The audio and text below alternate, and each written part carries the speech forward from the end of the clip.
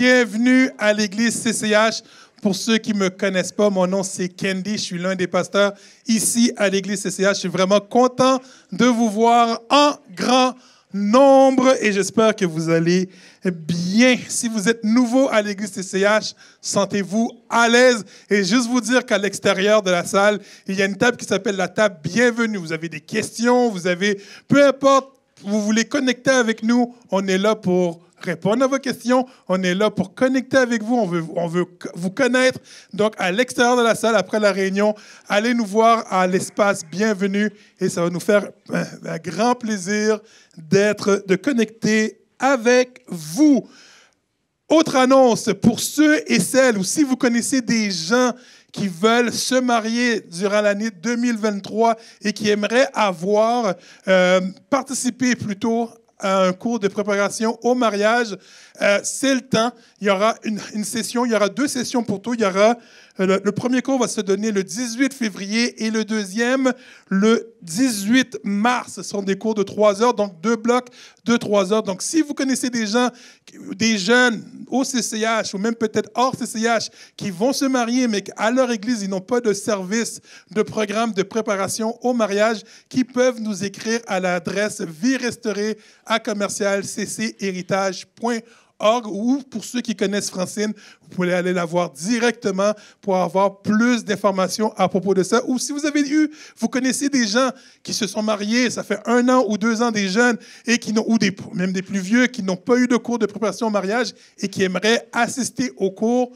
donc ils peuvent aussi s'inscrire à l'adresse courriel suivante qui est écrite sur l'écran. Autre annonce, on a une nouvelle session de Vie restaurée qui va commencer plutôt. Vie restaurée est un programme de 12 semaines. Et quoi de mieux qu'une vidéo pour expliquer qu'est-ce que c'est Vie restaurée?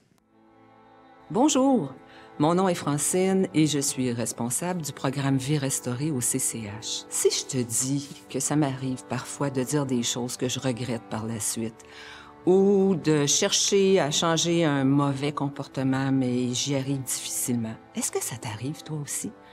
Est-ce que ça t'arrive de tomber dans la boîte de chocolat ou dans le sac de chips quand ça va pas? De chercher à te justifier ou à avoir raison, de chercher à t'isoler ou d'exploser, de te sentir coupable pour un oui ou pour un non, d'avoir de la difficulté à dire non. Tu veux changer, mais tu tournes en rond. Tu veux plaire à Dieu, mais tu fais des choses qui te font sentir encore plus coupable. Au Québec, on dit que plus ça change, plus c'est pareil. Ça veut dire que je me retrouve coincée avec les mêmes habitudes, les mêmes contraintes, les mêmes émotions, puis il n'y a pas rien qui change. Alors, je t'invite à écouter le témoignage qui suit. Vie restaurée, là, ça a révélé plein de choses pour moi. Ça a révélé mon problème avec l'autorité, puis les colères que ça me donnait. Mais ça a révélé la source de ça.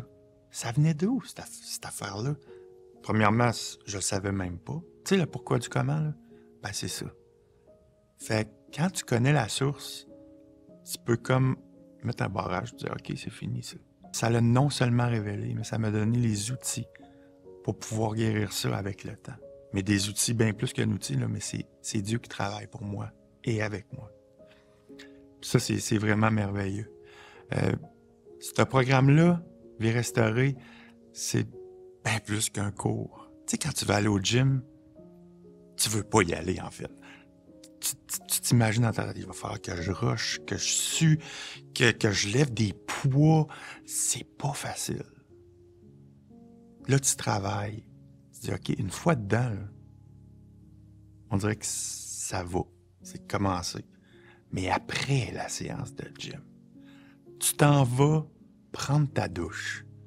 Tu mets du beau linge propre, t'embarques dans ton auto. Puis là, tu te sens léger. Oh, que tu te sens léger. Ben, c'est ça, Vie restaurée. Hein? C'est une séance de gym spirituel où ce que tu vas restaurer ton âme, la nettoyer. Puis là, t'as plein d'hormones de bonheur qui se libèrent en toi. Puis là, tu affrontes pas la vie de la même façon.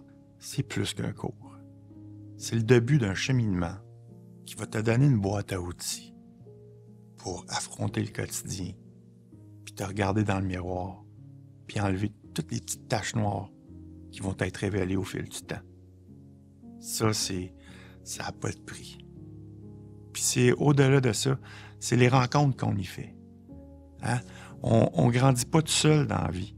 Mais là, quand tu rencontres des gens dans ce programme-là qui font la même séance de gym que toi, on se regarde, on se relance, on discute, on se donne des trucs, on voit ce que l'autre fait. Ça nous aide beaucoup, hein, vraiment. Puis ça développe des amitiés qui sont au-delà de juste être en surface. C'est en profondeur. Puis ça, c'est très, très riche. Puis tout le monde sait ici comment ça peut coûter une séance chez le psychothérapeute. C'est bien plus que ça. Fait que je vous le recommande à tout le monde. Moi, je vais y être. Je vous y attends. Vie restaurée est un outil formidable pour t'aider à comprendre ce qui se passe à l'intérieur de toi et trouver des solutions durables. On y apprend à vivre en paix avec Dieu, avec soi-même et avec les autres. Alors, si tu veux vivre une vie de plus en plus épanouie, inscris-toi au moyen du lien qui apparaît à l'écran et au plaisir de t'y rencontrer.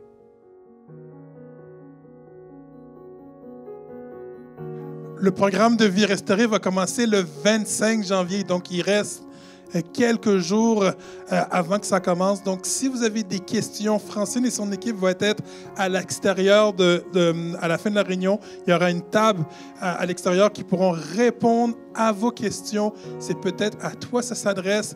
Donc, va à l'extérieur à la fin de la réunion, pose tes questions et peut-être t'inscrire à ce programme de Vie restaurée, de cette nouvelle session qui va commencer dans quelques jours. Une autre annonce, on a aussi nos soirées Reset qu'on nous a appelées qui va commencer bientôt, même ce mardi. En fait, compte, c'est quoi une soirée Reset? On a le dimanche où on se rencontre. On va créer aussi d'autres moments pour se rencontrer à raison de 2 fois par mois. Et quoi de mieux encore qu'une vidéo pour nous parler de nos soirées Reset? Et tu es nouveau dans la foi et tu t'interroges sur Dieu. Tu aimerais apprendre à le connaître plus et apprendre à le connaître mieux, vivre son cœur et accomplir les plans qu'il a pour toi. Tu es chrétien même depuis quelque temps déjà, mais tu ressens le besoin de vivre un nouvel élan dans ta foi. C'est avec joie et grande excitation que je t'annonce le lancement d'un tout nouveau projet qui aura lieu dans le cadre de l'Église CCH et qui portera le nom de Reset. Grandir en foi et en témoignage de vie.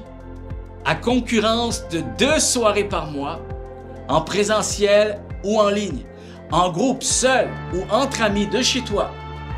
Tu peux t'inscrire à nos soirées Reset afin de vivre avec nous des enseignements bibliques riches et passionnants et surtout expérimenter des moments avec Dieu puissants et inspirants qui vont nous défier à vivre le cœur de Dieu et à vivre avec un cœur pour Dieu. En plus, chaque thème que nous allons aborder et chaque moment que nous allons vivre ensemble auront pour but de fortifier les 4 aspects que je considère les plus importants de la foi chrétienne. Premièrement, apprendre à aimer Dieu. 2, apprendre à être aimé de Dieu. 3, apprendre à servir Dieu. Et 4, apprendre à lui faire confiance. C'est une invitation pour tous. Si ça te parle et que tu veux t'inscrire, clique sur le lien dans la description. Très hâte de vivre ces moments avec vous et très hâte de pouvoir te revoir bientôt.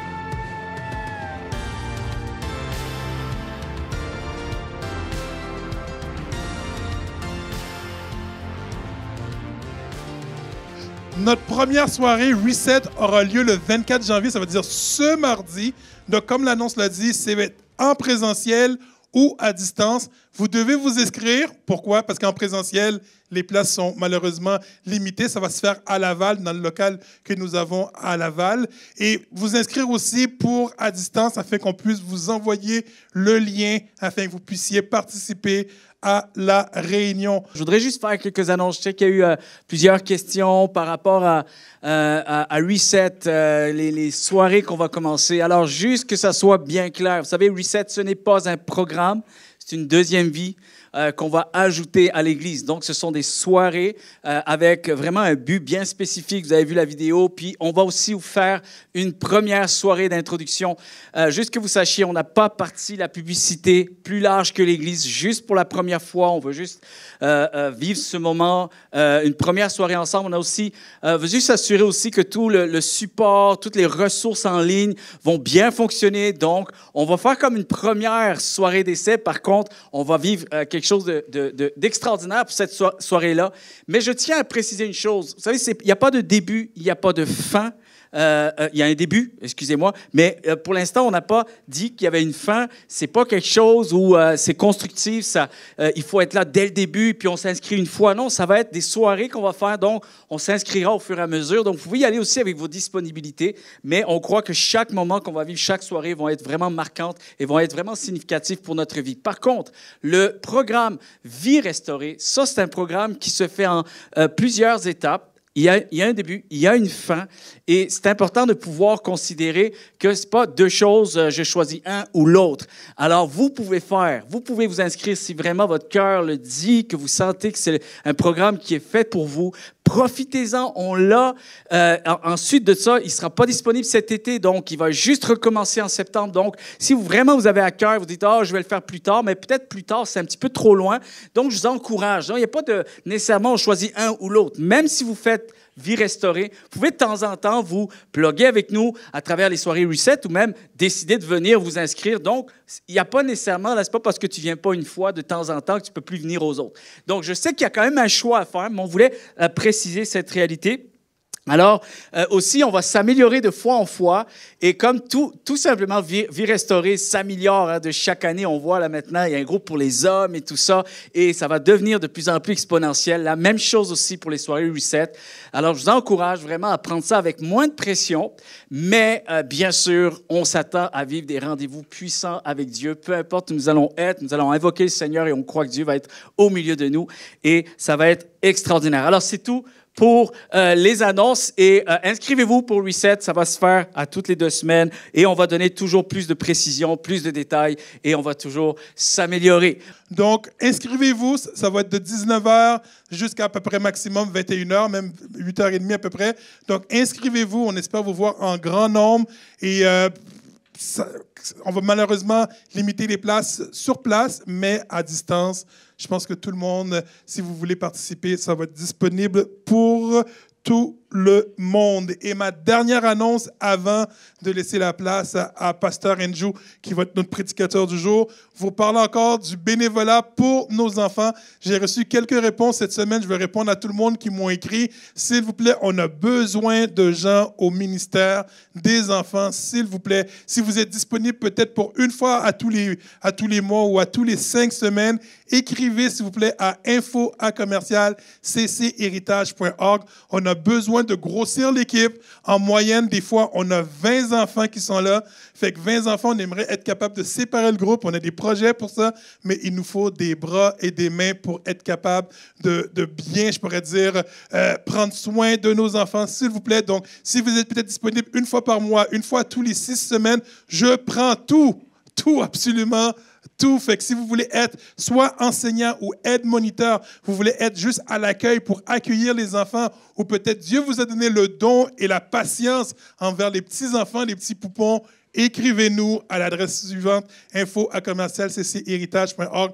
On a besoin de vous. Je compte sur vous. Et je pense que je vais faire l'annonce à tous les semaines jusqu'à temps que vous écœurez. Et tout le monde va donner leur nom. Mais s'il vous plaît, si vous êtes capable, s'il vous plaît, donnez-nous un coup de main. C'est tout. Nice. On va accueillir Pasteur Andrew. La semaine passée, nos jeunes ont eu un temps formidable au camp où ils sont allés. Et Pasteur Andrew est là pour nous partager un peu qu'est-ce qui s'est passé, aussi pour nous partager qu'est-ce que Dieu l'a mis sur son cœur. Et juste avant que Pasteur Andrew vienne aujourd'hui nous partager, et je vais prendre le temps de prier et de remettre le restant de la réunion entre les mains du Seigneur. Seigneur, on te remercie pour cette journée. On te remercie pour qui tu es. On te remercie du fait que tu nous permets de te connaître et que tu nous permets de jour en jour de te connaître encore plus, Seigneur. Seigneur, aujourd'hui, on veut juste ouvrir nos cœurs, ouvrir nos yeux, ouvrir nos oreilles Parle-nous, Seigneur, et que nous puissions sortir d'ici, Seigneur Dieu, différemment et avec quelque chose de plus, Seigneur Dieu, que tu as préparé pour chacun de nous. Seigneur, je te remets notre pasteur Andrew, notre pasteur de jeunesse. On te remercie pour cette bénédiction, Seigneur Dieu, Père, d'avoir un pasteur pour nos ados, Seigneur Dieu. Il fait une belle job, Seigneur Dieu, lui et Danica, que tu puisses le bénir, que tu puisses le garder. Et aujourd'hui, on te le remet entre tes mains, Seigneur Dieu, encore une autre fois, utilise-le pour ta gloire et que nous puissions sortir d'ici bénis parce que tu es un grand Dieu, Seigneur. Donc, c'est ainsi que je te prie, dans le nom de ton Fils Jésus-Christ. Amen. Est-ce qu'on peut accueillir Pasteur Andrew?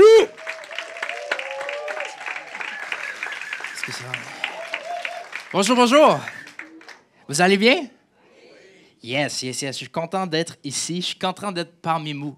Écoute, ça fait peut-être bientôt un an que Danica et moi, on est avec vous, on sert à votre église, puis pour de vrai, là, on est bénis, on est encouragés à chaque semaine de votre foi, de votre bonheur et votre amour pour entre vous, mais aussi pour nous. C'est quelque chose de vraiment bénissant pour de vrai. Alors, d'être ici aujourd'hui pour pouvoir partager qu'est-ce que j'ai sur mon cœur, c'est toute une bénédiction. Alors, j'aimerais remercier Pasteur Laurent, Pasteur Kenzie, l'Église en total pour cette opportunité. Merci beaucoup.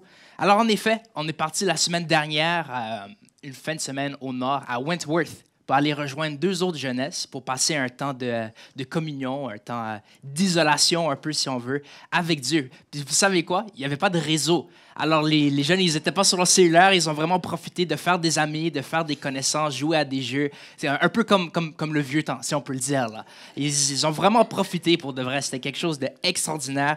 On a vu vraiment la main de Dieu agir. Et je me souviens, à un moment donné, on avait un temps de louange, un petit temps après un message. On a ouvert le plancher pour un temps de louange là, qui avait duré, je pense, 1 ou 2 heures.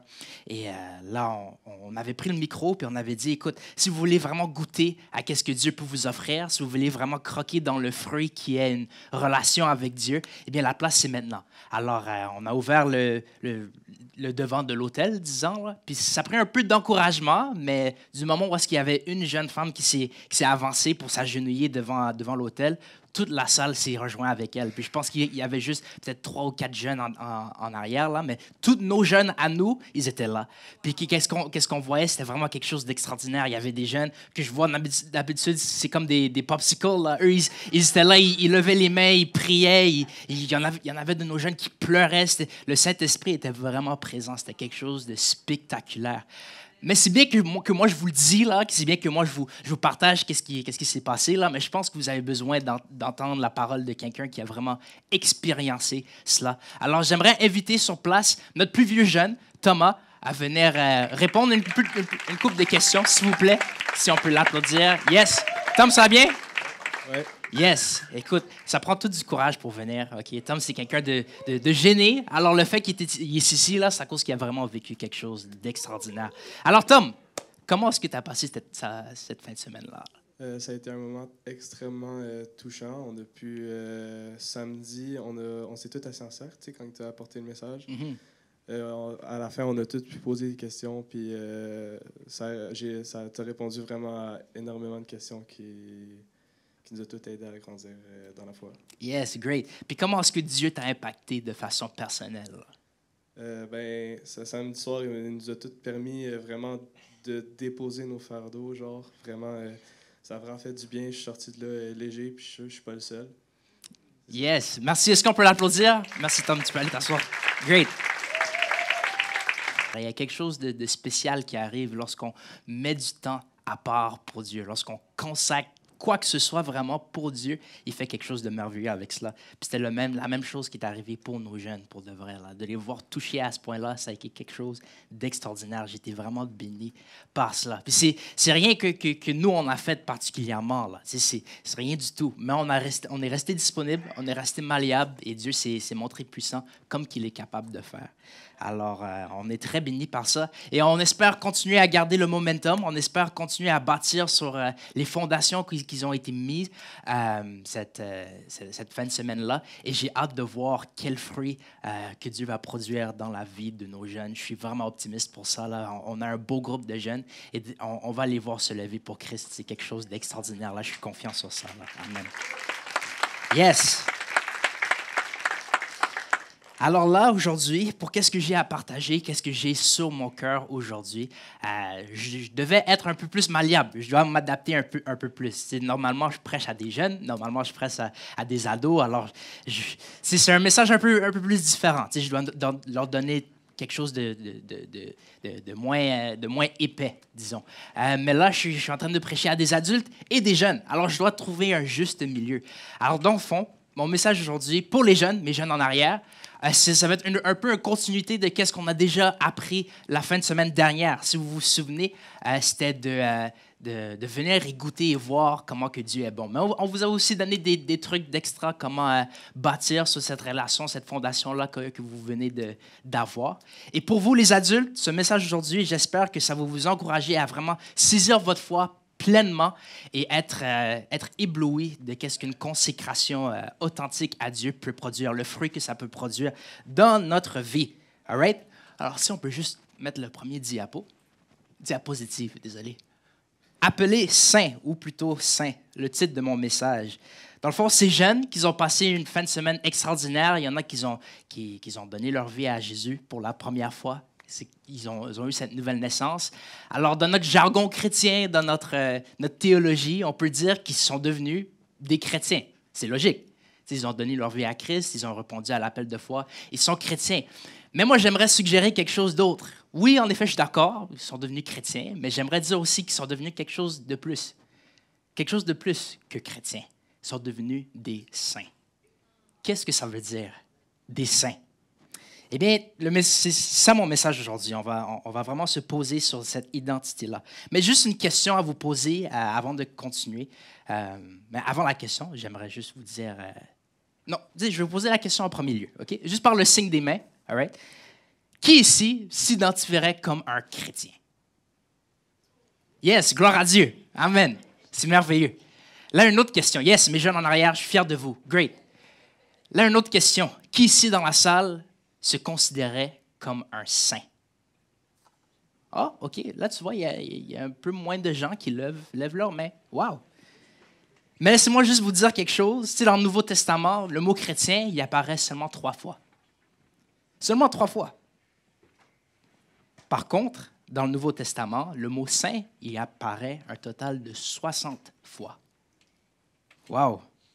Mais qu'est-ce que ça veut dire, saint? C'est quoi cette identité-là? Si on peut juste passer à la prochaine diapo. Saint, si on regarde dans le dictionnaire Larousse, qu'est-ce que ça nous dit?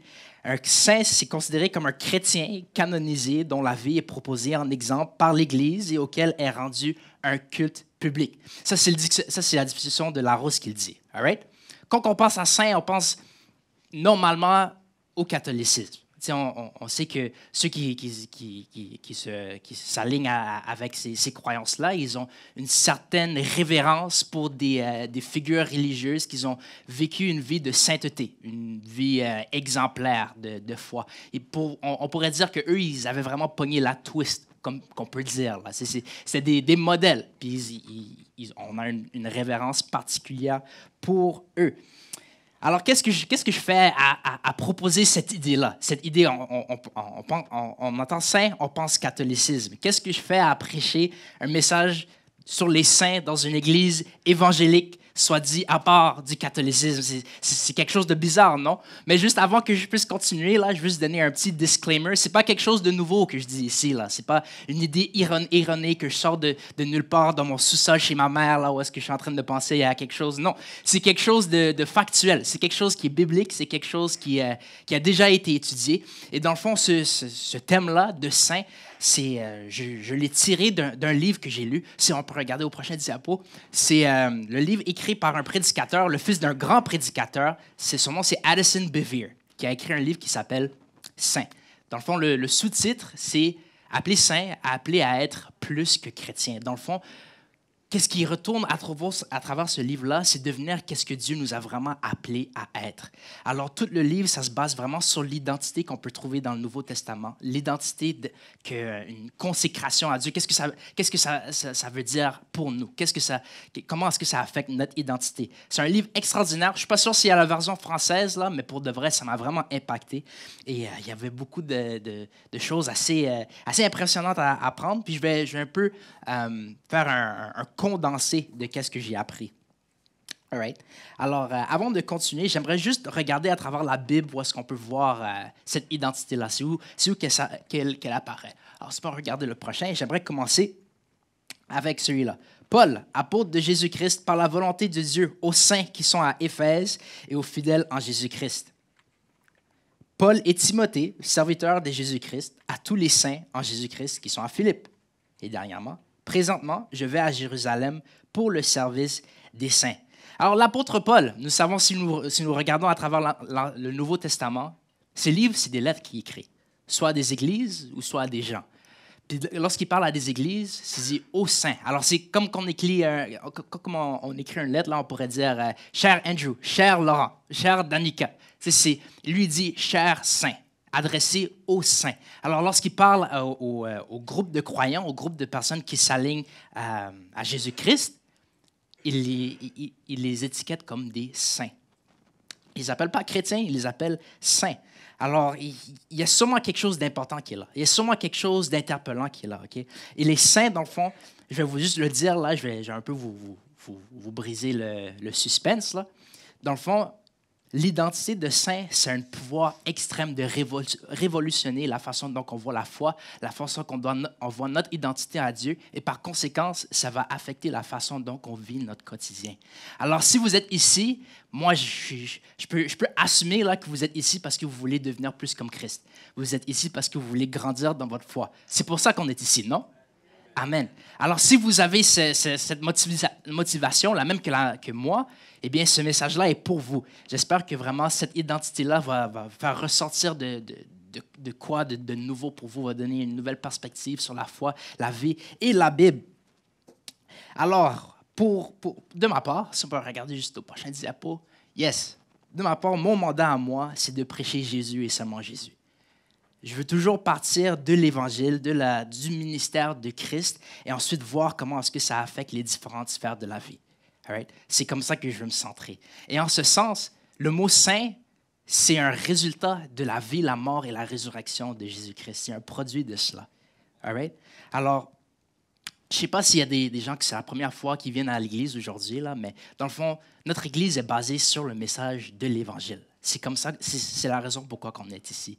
Puis si je peux juste vous donner un condensé, nous savons tous l'histoire d'Adam et Ève. Ève qui a croqué le fruit et Adam qui a essayé de mettre la blâme sur sa femme pour faire comme si lui était innocent aussi. Mais bref, en tout cas, Adam et Ève, ils ont péché, le premier péché, le péché originel, si on peut le dire. Et avec ce péché-là, cette désobéissance, vient la mort, la maladie, tout ce qui est dégueulasse, tout ce qui est noir dans ce monde-là, ça sort de là.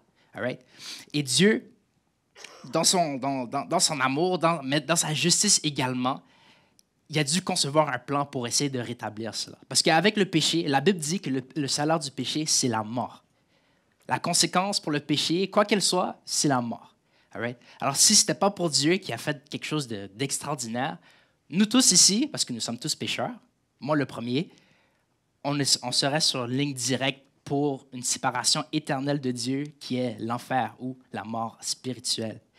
Mais Dieu, dans son amour pour nous, qu'est-ce qu'il a fait? C'est qu'il a conçu, il a conçu un plan magnifique pour de vrai. Il a choisi un peuple, les Juifs, où est-ce qu'il allait se révéler à travers de ce peuple-là. Et de ce peuple-là, alors, allait naître son fils à lui, Jésus-Christ, pleinement Dieu, pleinement homme. Il est venu sur la terre il y a 2000 ans pour vivre une vie de perfection, vivre une vie de perfection morale.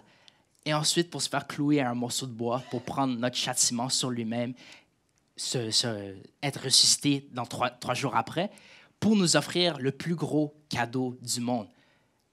Le plus gros cadeau du monde, un accès à l'éternité avec Dieu, un pardon pour ce péché-là.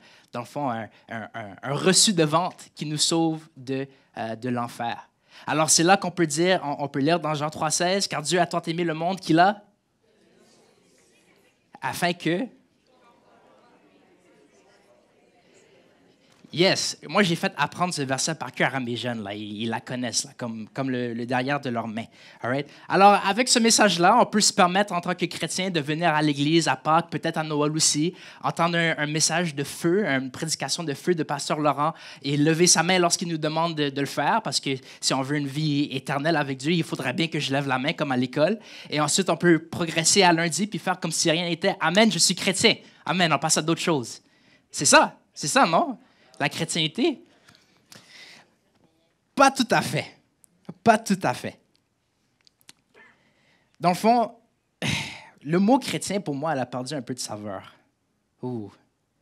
Elle a perdu un peu de saveur. C'est rendu, surtout dans notre culture québécoise, on peut parler aux gens au marché ou n'importe où dans notre job ou quoi que ce soit, puis on dit « Moi, là, je suis chrétien, mais non pratiquant. » Moi, je suis quelqu'un de logique, OK? Moi, je suis quelqu'un de logique. Alors, je veux juste aller à la racine du mot chrétien, all right? Chrétien, excusez mon langage, ça veut dire petit Christ. Voilà. C'est de là que ça sort, là. Chrétien, ça veut dire petit Christ, ou plutôt imitateur de Christ. Alors, lorsque j'entends chrétien non pratiquant, là, c'est absurde pour moi. C'est absurde. C'est comme dire tu es un enseignant qui refuse d'enseigner. C'est comme dire tu es un pompier qui refuse d'éteindre des feux. Chrétien non pratiquant. Imitateur de quoi?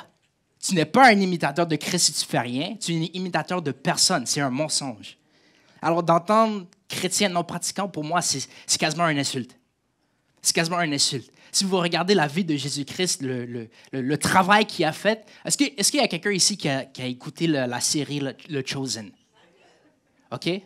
Pour de vrai, c'est une série qui est donnée gratuitement, là, puis ça explique la vie, la mort et la résurrection de Jésus-Christ, OK? À travers les yeux de ses disciples. Si vous regardez la façon dont Jésus a vu sa vie, là, il n'a pas à rester sur son steak en train de rien faire, là, du tout. C'était du travail. C'est du travail. Alors, de dire qu'on est chrétien non pratiquant, pour moi, les deux choses, ça se cancelle, ça veut dire absolument rien. Absolument rien. C'est pour ça que je présente l'identité de saint. Dans le fond, là, juste pour vous le dire, le mot saint et chrétien, là, c'est interchangeable, dans le fond. Ça veut quasiment dire la même chose. Okay? Mais à cause que le mot chrétien est tellement saturé ces jours-ci, je veux amener le concept des saints. Parce que je pense qu'en juste dans sa différence, dans sa définition, ça peut sortir quelque chose de nouveau. Ça peut nous donner une perspective fraîche, qui n'est pas nécessairement fraîche, mais une perspective originale que maintenant, à cause que la saturation, elle devient fraîche. En tout cas, quelque chose de bizarre comme ça, là. Mais le mot saint, dans le fond, ça peut causer un changement réel. Alors, comme j'ai dit, moi, je suis quelqu'un de logique. J'aime la théologie, j'aime la Bible, j'aime aller au concret. Là, okay? Alors, je vais vous amener faire un petit cours de théologie avec moi, quelque chose de léger. Okay? Mes jeunes, suivez-moi. OK? Dans le fond, le prochain diapo, le mot saint, si on regarde dans le grec, si on regarde dans les anciennes versions, ça se traduit à être hagios. Est-ce que vous pouvez le dire avec moi? Hagios. Right. Et la définition de ce mot-là, c'est un adjectif, mais qui est aussi un nom en même temps. Ça veut dire saint, ça veut dire pur, mis à part, différent, pas comme les autres. Alors, répétez-le avec moi, OK? Ça veut dire saint, pur, mis à part, différent, pas comme les autres. Ça, c'est la définition de saint. Alors, on pourrait aussi dire, par logique, c'est la définition de chrétien. C'est notre identité en tant que chrétien. On est appelé à être différent du monde. On est appelé à rayonner d'une foi brillante. Mais comment est-ce qu'on peut le faire si on n'est pas discerné des autres? On est appelé à être saint. Je ne pense pas que vous me croyez. Alors, j'aimerais juste qu'on lit encore dans la parole, parce que la parole, on ne peut pas refuter la parole, c'est ce qui est écrit là. Ce n'est pas moi qui le dis, là, ça a été écrit déjà. Okay? Alors, si on peut juste lire dans 1 Pierre, je vais la lire pour vous. Alors, Pierre, lui, qu'est-ce qu'il dit, l'apôtre Pierre? Il dit, « Comme des enfants obéissants, ne vous conformez pas aux convoitises que vous aviez autrefois, quand vous étiez dans l'ignorance. Mais puisque celui qui vous a appelé est saint, vous aussi soyez saints dans toute votre conduite. Toute votre conduite. Selon qu'il est écrit, « Vous serez saints, car je suis saint. Et si vous invoquez comme Père celui qui juge selon l'œuvre de chacun, sans exception de personne, conduisez-vous avec crainte pendant le temps de votre pèlerinage. » Lorsqu'on lève notre main, là, lorsqu'il y a un appel de foi, il y a quelque chose qui devrait changer dans notre vie. Il y a une transformation qui arrive. Là. All right? La Bible dit, chaque personne qui est en Christ est une nouvelle créature. Ça, c'est pas juste un symbole, c'est une réalité. Il y a un travail qui se fait dans notre cœur. Il y a quelque chose qui arrive de profond. Notre vieille nature, elle devient enlevée. Notre souillure, toute le tâche du péché, tout ce qui est noir est enlevé. On se fait couvert par le sang de Jésus et on devient une créature nouvelle. On a une identité nouvelle. Une identité qui devrait nous mettre à part de tous les autres. Le péché, c'est une maladie, c'est une infection qui a infecté tout le monde entier. Juste ouvrez TVA Nouvelles, là, puis vous pouvez voir à quel point que le péché fait des dommages extrêmes. Des dommages extrêmes pour de vrai. Et il y a du sang précieux qui a été coulé il y a 2000 ans pour nous sauver de cela, pour nous épargner de la mort qui enchaîne le péché. C'est quelque chose de sérieux, c'est quelque chose de incroyable lorsqu'on le saisit. Là. L'éternité, c'est long. On pourrait prendre une file, le faire le tour du cinéma 1000 fois et arriver même pas à une fraction de qu'est-ce que ça veut dire l'éternité. Et là, on était dans une ligne directive pour passer tout ce temps-là en séparation de Dieu, en enfer. Et là, à cause que Dieu a pris le péché sur lui-même, on peut passer le même moment de temps dans sa présence avec lui. Trouvez l'erreur. Qu'est-ce que vous choisissez de faire? Moi, je ne sais pas pour vous, là, mais moi, je veux être avec lui. Là. C'est ça que je veux faire. Puis c'est rien de qu'est-ce que j'aurais pu faire. C'est un cadeau gratuit. Mais lorsque j'accepte cela, il y a quelque chose qui doit changer. J'aime vraiment qu'est-ce que Paul dit dans Romains 6. Je pense que je l'écris au prochain. Ouais. Romains 6, il dit « Que dirons-nous donc? Demeurions-nous dans le péché afin que la grâce abonde? Loin de là. Nous qui sommes morts au péché, comment vivrons-nous encore dans le péché? » Je sais que ce n'est pas un message très populaire ces jours-ci, du tout. J'ai l'impression un peu où est-ce que dans notre société, ce que je discerne, je pense pas que je suis fou, là, mais qu'est-ce que je discerne, c'est que les gens ont la misère à se faire dire quoi faire. Les gens ont la misère à se soumettre à l'autorité. Il n'y a pas de ligne directrice ces jours-ci. Tout est subjectif. Tout le monde est rendu son propre Dieu. On se dit, tu vis ta vie comme tu le sens. Si ça fait du bien pour toi, vas-y, fais-le, c'est la bonne chose à faire. On dit, toi, tu vis ta vie, moi, je vis la mienne. Parle pas de politique, parle pas de religion, puis on va être des bons chums. C'est ça qu'on dit. Il n'y a pas de ligne conductrice. Puis si vous voyez, le monde n'a jamais été plus confus. C'est rendu où est-ce qu'on peut littéralement choisir notre sexe si ça nous fait sentir du bien. Si on ne se sent pas comme il faut dans notre corps, ça cause qu'il y a quelque chose de mal, alors on doit aller selon notre propre pensée, notre propre jugement et essayer de rectifier la correction sur une boussole morale subjective qui varie de personne en personne. Toi, tu lis la Bible, OK, parfait, alors tu vis ta vie comme la Bible le dit, mais moi, c'est pas trop mon truc, alors je vais faire comme ma chair le demande. C'est ça qu'on attend, c'est ça qu'on dit, c'est ça qu'on discerne. Puis quelque chose qui est encore plus triste, là, c'est que lorsque je regarde les cercles chrétiens en ligne ou quand je parle à des amis chrétiens ou quoi que ce soit, j'ai l'impression que la même mentalité, cette même position s'infiltre dans notre Église. Il y a comme un niveau de passivité que je vois, un niveau de calme, d'indifférence, qui se faufile dans les coulisses de notre Église aussi. Comment est-ce que ça se fait? Comment est-ce que ça se fait? Ou est-ce que si on m'entend... Ou est-ce que si j'étais pour mettre ce message-là en ligne, si j'étais pour mettre ça sur TikTok, j'aurais dans les commentaires « Ah, t'es un légaliste. Ah, t'es un pharisien. Ah, t'es ci, t'es ça, t'es ça. On est sauvé par grâce. On est sauvé par notre foi. » Amen. Moi, je suis d'accord avec ça. OK?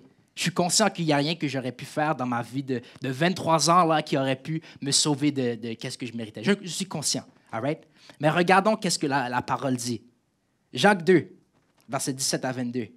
Il en est ainsi de la foi, si elle n'a pas les œuvres, elle est morte en elle-même. Mais quelqu'un dira, toi tu as la foi et moi j'ai les œuvres. Montre-moi ta foi sans les œuvres et moi je te montrerai la foi par mes œuvres. Tu crois qu'il y a un seul Dieu, tu fais bien. Les démons le croient aussi et ils tremblent. Veux-tu savoir, ô homme vain, que la foi sans les œuvres est inutile? Abraham, notre père, ne fut-il pas justifié par les œuvres lorsqu'il offrit son fils Isaac sur l'autel? Tu vois que la foi agissait avec ses œuvres et que par les œuvres, la foi fut rendue parfaite. Ça, ce n'est pas un message de légalisme. Là. Ça, c'est la parole qu'il dit. Dans le fond, qu'est-ce que Jacques dit en ce moment? Oui, c'est la foi qui nous sauve. Amen. Mais si nous avons réellement une croyance en Christ, si nous croyons vraiment en ce qui a été fait pour nous il y a 2000 ans, là, notre vie devrait y ressembler. Il devrait avoir un changement, il devrait avoir du fruit. J'adore ce que Jésus dit, je ne l'ai pas écrit, là, mais il dit, vous reconnaîtrez un arbre par son fruit. Alors, j'aimerais juste que vous pensiez à ça, là. Juste, pensez à vous-même. Est-ce que ta vie en ce moment, là, est-ce que c'est quelque chose qui porte du fruit? Est-ce que c'est quelque chose qui s'aligne vraiment avec la parole, avec ton identité de saint? Moi, j'ai dû me poser la question plusieurs fois. Même encore aujourd'hui, je me le demande. Les pensées que je pense, les choses que je dis, les choses que je choisis de regarder, est-ce que c'est un fruit qui est plaisible aux yeux de Dieu? Est-ce que si on regardait ma vie, si on faisait un mandat, on pourrait dire qu'il y a vraiment une transformation qui a été faite, ou est-ce que je ressemble juste comme tous les autres? Je pense que on y est là. Je pense, est-ce que si on peut juste mettre la prochaine diapo? Ah, OK. Juste aller celui d'avant. Yes. Et encore, juste pour retourner au légalisme, là. Oui, on peut voir un exemple clair de légalisme avec les pharisiens. Mais j'aime aussi ce que la parole dit par rapport aux œuvres. Ça dit que les œuvres, aux yeux de Dieu, c'est comme des guenilles sales, dans le fond. Puis là, j'ai mes ados ici, là, alors je vais faire attention à ce que je dis. Mais lorsque vous regardez dans le grec encore, lorsque vous regardez dans les langues anciennes, là, c'est pas guenilles sales qu'ils disent. Ils disent quelque chose d'encore plus dégueulasse que ça, là, pour de vrai. Si vous voulez savoir exactement c'est quoi la définition, vous pouvez venir me voir après, là, puis je vous la dirai en chuchotant. Là. Mais c'est dégueulasse, pour de vrai. Les œuvres à Dieu, là, ça vaut pas la chenoute, si on peut le dire. Du tout, du tout, du tout. Ça, en matière de notre salut, là, il y a rien là, que ça fait pour nous. Du tout. Du tout. Alors, si pour un moment, il y a quelqu'un ici, moi j'étais là dans cette position-là, qui croyait que la façon dont je vivais ma vie, la façon dont que je donnais ma dîme fidèlement ou que je faisais mes boîtes de Noël pour les enfants défavorisés me rendait meilleur que mon voisin, j'ai rien compris du tout. J'ai rien compris du tout de ce que Jésus a fait pour moi à la croix. Du tout. Nous sommes tous pécheurs, on est seulement sauvés par grâce. Mais les œuvres, c'est un fruit du fait qu'on a été sauvés par grâce. Alors, Laurent, si je pourrais juste t'inviter à jouer un peu. J'aime le background, surtout pour la conclusion. Pourquoi est-ce que je presse ce message-là? Pourquoi j'ai l'impression qu'il tape un peu fort ce matin. Là, ouais. Même moi, là, ma mère est venue me voir hier, là, puis j'étais un peu stressé. Là, je préparais le message, puis elle dit « Est-ce que ça va? Est-ce que ça va? » Oui, j'ai l'impression que c'est un peu chaud quoi, aujourd'hui. Ben, pourquoi est-ce que je presse ce message-là? J'ai mes jeunes ici, et j'aimerais juste dire à mes jeunes, là, je ne veux pas que vous ratez le bateau pour de vrai. Je ne veux pas que vous manquiez qu'est-ce que vous avez... vous oubliez qu'est-ce que vous avez expériencé la semaine dernière. C'était réel. Dieu était là, Dieu était présent, il a fait quelque chose de spécial dans votre vie à vous. Là. All right? Puis la dernière chose que je voudrais, c'est que vous continuiez votre quotidien et faire comme si rien n'était. Et je pense que c'est la même chose pour chacun d'entre vous. Je vais me permettre d'être sentimental juste un peu. Juste me permettre d'être sentimental. Si vous pouvez juste retourner à la première fois où est-ce que vous avez vu Christ, là, la première fois où est-ce que Dieu vous avait touché, Dieu vous s'est révélé à vous. Peut-être c'était comme les jeunes, vous êtes partis dans une retraite ou comme Candy le disait, lui, il a rencontré Jésus durant la jeunesse. Là. Si vous pouvez juste vous souvenir de la première fois, la première date, si on veut. La première date, c'était comment pour vous? Toutes ces émotions, ces papillons, toutes ces... quelque chose qui est nouveau. Tu sais, moi, je suis en couple, là, je me souviens toujours de les premiers papillonnements. Tu sais. C'est la même chose avec Christ. Votre premier amour. Est-ce que vous vous souvenez? Comment est-ce que c'était pour vous? Vos jeunes, là, ils l'ont vécu. Là. Les larmes qui coulaient, les Alléluia. J'avais un jeune, là, je ne dirais pas son nom, là, mais il est venu parler à un leader. Il dit, je ne sais pas qu'est-ce qui se passe. Là, comme j'étais juste là, puis tout à coup, je commence à pleurer. Je ne comprends pas du tout. Est-ce que vous pouvez juste vous souvenir de ça? Ça, c'est quelque chose de spécial, c'est quelque chose de précieux, c'est quelque chose à jamais perdre de notre mémoire. Il y a quelque chose qui est passé dans votre cœur, quelque chose qui vous a affecté profondément, qui vous a changé. Si vous pouvez juste retourner à ça, est-ce que ta vie en ce moment, ça ressemble à ce jeune, ou peut-être ce pas trop jeune, qui avait vu Jésus pour la première fois? Si on peut juste passer au prochain diapo, je pense que je l'ai écrit là. Est-ce que c'est Jacques? Oui. Jacques, il dit encore, j'adore Jacques. Car si quelqu'un écoute la parole et ne la met pas en pratique, il est semblable à un homme qui regarde dans un miroir son visage naturel, et qui, après s'être regardé, s'en va et oublie aussitôt quel il était.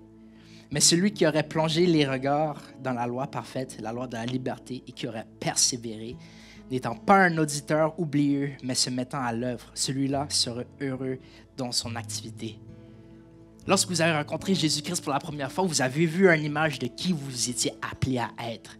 Saint, pur, sans tache, sans souillure, vous étiez appelé à être propre.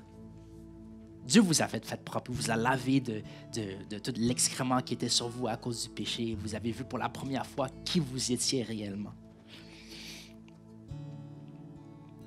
Puis le fait de saisir cette identité-là, de saisir cette identité de saint-là et de le tatouer sur votre cœur un peu, là, oui, c'est bien pour vous personnellement, mais il y a aussi un impact pour les autres. Tu sais, je dînais avec un ami cette semaine, là, puis il me parlait un peu de lui comment il voyait la vie. Tu sais, il dit comme, j'ai l'impression que sa vie, là, cette vie-là, comparée à l'éternité, là, ça vaut rien. Tu sais, c'est rien, c'est juste un respire, c'est juste puis c'est fini. Oui, c'est vrai. Puis il me disait comme c'est quoi l'importance de la vivre comme il faut aujourd'hui, quand l'éternité, c'est ça qu'on aspire. J'ai dit, c'est quoi? T'as raison. La vie, c'est juste un souffle, c'est juste un respire, mais la façon dont tu vis aujourd'hui a plus d'impact qu'on le pense. La façon dont on vit aujourd'hui va déterminer comment on passe notre demain. Alors toute cette idée de YOLO, you only live once, ça c'est faux pour nous. Nous, on vit 2 fois. Puis la façon dont on vit aujourd'hui va déterminer comment on vit notre deuxième vie. Et pas seulement pour nous, mais la façon dont on vit notre vie est censée être un témoignage pour les autres. Lorsque Jésus nous appelle à être le sel de la terre, une lumière qui brille pour les autres, c'est pour amener plus de personnes à nous. C'est pour ça que j'adore l'Église ici. J'adore notre Église, j'adore nos pasteurs. Parce que notre mission statement, notre mission de foi, c'est de resplendir d'une foi brillante, de resplendir d'une façon où est-ce que les gens nous voient et disent « Wow, il y a quelque chose de différent qui est là. Pourquoi est-ce qu'il est autant heureux? » Ma mère m'en parlait l'autre jour. Là, mes parents sont là pour la première fois. Là, je suis vraiment content qu'ils soient là. Puis ma mère, elle m'en parlait. Elle m'avait appelé l'autre jour puis elle m'avait dit « Il y a une collègue de travail qui est venue me parler puis elle m'a dit « Comment est-ce que ça se fait que tu es toujours heureux? Comment est-ce que ça se fait que tu es toujours de bonne humeur? » C'est comme, je sais pas. Jésus? Oui, c'est ça la réponse. Ma mère, c'est une sainte. C'est une sainte, c'est une chrétienne. Elle est mise à part, elle est différente. She stands out. Puis c'est ça qu'on est appelés tous à être pour notre entourage. Puis là, peut-être vous pensez petit comme ça ce matin et dites, moi, je suis personne, moi. Je suis personne, j'ai pas d'influence, je suis pas un TikTok star ou quoi que ce soit pour mes jeunes. Mais votre existence a plus d'impact que vous le pensez sur votre conjoint, sur votre famille, sur les gens à l'école, sur les gens au travail, la façon dont vous vivez votre vie. Les gens vous regardent plus que vous le pensez, là. Pas pour être égoïste là, ou égocentrique, mais les gens vous voient réellement comment vous réagissez à des situations-là. On est appelé à être séparés, à briller. Dans le fond, il y a un verset dans Hébreux qui dit « Nous donc aussi, puisque nous sommes environnés d'une si grande nuée de témoins, rejetons tout fardeau et le péché qui nous enveloppe si facilement et courons avec persévérance dans la carrière qui nous est ouverte. » Si je vous demande pas d'être parfait demain, là. Puis que si vous avez des addictions, si vous avez du péché dans votre vie, là, que si vous avez des traces de votre passé qui est encore là, vous n'êtes pas chrétien, votre foi est pareille. C'est pas ça que je dis du tout. Du tout, du tout. Parce que moi, j'ai été là, OK? En toute confiance avec vous, là, j'ai débattu un peu si j'allais vous raconter ça, là, j'étais pas trop sûr, tu sais. Mais je pense que le temps est prêt pour que je puisse vous raconter de quoi. Pendant 7 ans, j'étais sous l'emprise de la pornographie. Pendant 7 ans. Ça, c'était durant mes débuts dans la foi, comme l'âge de mes jeunes, où est-ce que, je touchais la parole pour la première fois, je touchais l'école biblique pour la première fois, tu sais, puis sans doute, j'avais une foi pour Christ sans doute, j'avais un amour pour Dieu, mais j'avais ce fardeau-là qui s'attachait à plein de choses, mon passé, mon enfance, toutes ces affaires-là. Comme Francine, tu le sais sûrement, là, avec Vie restaurée, il y a des comportements qu'on a aujourd'hui qui se rattachent à souvent des traumatismes. C'est quelque chose que je luttais avec. C'est comme, est-ce que je suis réellement chrétien? Est-ce que je suis en train de lutter avec ça? Et la réponse, c'est oui. Puis je me suis battu, j'ai persévéré, j'ai lutté. Je parle à des jeunes aujourd'hui où est-ce ils ont passé la même chose, là. Où est-ce qu'eux, c'est comme, hey, je voudrais juste m'en débarrasser de cela, là. Le fait que vous luttez avec quelque chose, ça ne vous rend pas moins sain. Mais est-ce que tu te bats réellement contre ça? Ça dit que le juste, il tombe 7 fois, mais il se relève 7 fois. Est-ce que vous vous combattez? Est-ce que vous luttez réellement? Est-ce que vous faites tout dans votre pouvoir pour vous déchaîner de ça? Et pour moi, je me suis battu là, dents et ongles vraiment pour me libérer de cela. J'ai parlé à des pasteurs, j'ai installé les applications, j'ai tout fait qu'est-ce que j'ai pu faire. J'ai prié, j'ai jeûné. Et aujourd'hui, je peux vous le dire, ça fait 2 ans là où est-ce que je suis sobre. Ça fait 2 ans où est-ce que c'est 0 là, de ça. Mais dans tout ce temps-là, j'ai pas été découragé. Dans tout cela, je savais qui j'étais. Je savais que Dieu m'appelait à plus que ça. Et si vous luttez avec le péché, persévérez. Persévérez. All right?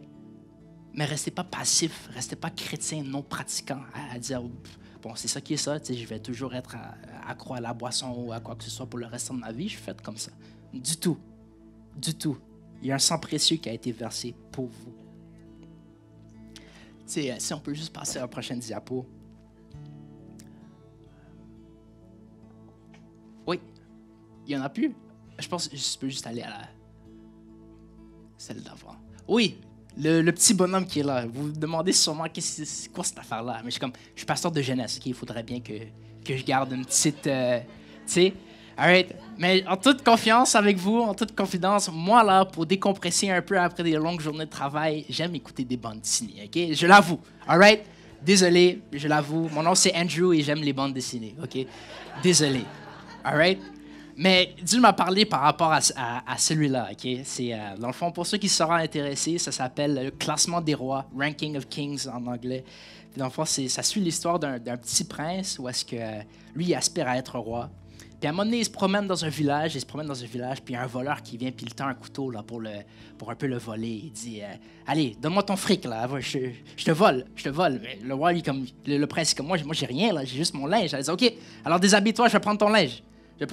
Alors, lui, il se déshabille, il enlève ses pantalons, il enlève son chandail, il laisse son linge là. Il dit ok, là, tu t'es à retourner chez toi, amène-moi plus de linge. Alors le prince, lui, il est en bobette, il retourne, puis. Il retourne dans le village, là, en bobette, il marche vers le château, puis là, les villageois le regardent, c'est notre leader, ça, c'est lui qui aspire à être au trône, qu'est-ce qu'il fait à se promener en bobette, là, comme ça, il se prend pour qui? Puis dans le fond, les villageois, ils se sont plaints au roi, ils disent, écoute, tu dois reprendre ton fils, là, parce qu'il est en train de faire des conneries. Alors, son père, il appelle son fils à entrer, il dit, j'ai entendu dire que tu te promènes en bobette à travers le village. Et comme, est-ce que tu sais qui tu es? Est-ce que t'es mon fils? T'es un prince, c'est toi le prochain en ligne à la trône. Tu dois te comporter d'une manière qui est exemplaire. Tu dois te comporter d'une manière qui est propre, qui est digne de ton identité. Puis Dieu m'a vraiment parlé à propos de ça. C'est la même chose pour nous. On est de la royauté. On est des princes, on est des princesses, des rois, des reines, quoi que tu veux. C'est notre identité. Et en ce sens, nous sommes appelés à marcher de façon comme qu'on est réellement. On est appelé à être saints, on est appelé à marcher comme des saints. Et pour cela, vous êtes à la bonne place. Vous êtes à la bonne place. Cette église est merveilleuse. On a des programmes comme Reset qui s'en vient pour un peu vous brasser un peu plus. On a des programmes comme Vie restaurée qui sont là pour vous aider à un peu décortiquer vos combats. Si vous voulez vraiment rayonner, là, l'église, c'est la place à être, mais aussi c'est la parole de lire comment que Jésus a vécu sa vie, de lire comment que Dieu se révèle au travers de l'Ancien Testament, de lire les recommandations de Paul puis tout cela, et de l'appliquer dans votre vie. Et ça, c'est mon mandat pour les jeunes. C'est de lire, d'apprendre de moi-même, apprendre de Pasteur Laurent, et ensuite leur transmettre ce que j'ai appris. Et je chemine aussi là-dedans. Je chemine avec eux. Mais essentiellement, là, je pense que Dieu nous appelle à une repentance. Je pense que Dieu nous appelle à se resoumettre à lui, de redevenir saint. Alors, j'aimerais juste qu'on baisse toute la tête alors que Laurent commence à jouer. Et si l'équipe de louange voulait également vous avancer. Et je ne sais pas votre situation. Je sais qu'il y a des jeunes ici qui sont tout nouveaux dans la foi, là, puis ils ont hâte, puis ils sont en feu. Yes, j'adore ça. C'est qu'il y en a d'autres, des chrétiens de plus longue date, peut-être un peu plus passifs ces jours-ci. Et peut-être qu'il y a des gens qui sont là pour la première fois. Mais chacun d'entre vous, j'aimerais juste que vous évaluez un peu, puis regardez, est-ce qu'il y a des choses que j'ai besoin d'abandonner aujourd'hui? Est-ce qu'il y a des choix que j'ai besoin de faire? Est-ce qu'il y a un programme que je dois m'inscrire pour un peu décortiquer quoi que ce soit? Alors, si c'est vous, eh bien, je vous invite à rentrer dans ce temps de louange avec ce positionnement de cœur. Et je vais prier pour vous. Ensuite, je vais laisser la louange un peu terminer notre séjour. Alors, Seigneur Dieu, je te remercie pour ta grâce, Seigneur. Je te remercie pour ce que tu as fait à la croix il y a 2000 ans, Seigneur.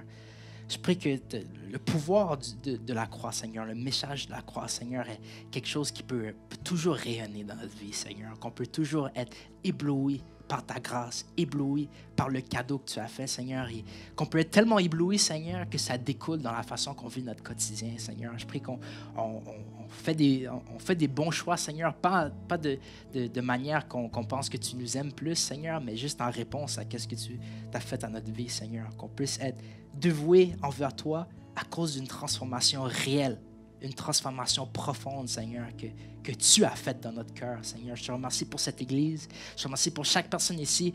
Et je prie pour chaque personne qui est sous l'emprise de quelque chose, Seigneur. Dans ta main, dans tes parvis, Seigneur, il y a la restauration. Dans tes parvis, il y a la délivrance, Seigneur. Et je prie que tu puisses commencer une œuvre restauratrice dans la vie de chaque personne ici, Seigneur. Et que tu puisses vraiment te montrer puissant de la même façon que tu t'es montré puissant à ces jeunes-là la semaine dernière. Et de la même façon que tu te montres puissant à moi de jour en jour, Seigneur. Alors, je te remets chaque vie dans tes mains, Seigneur. Je te remets ce message dans tes mains, Seigneur. Merci de m'avoir utilisé, Seigneur. Merci de tout ce que tu fais, Seigneur, pour moi, pour l'Église, pour chaque personne, Seigneur. Que ton royaume vienne ici, Seigneur. Que ta volonté soit faite dans chacun de notre vie. Dans ton Saint-Nom, je te prie. Amen.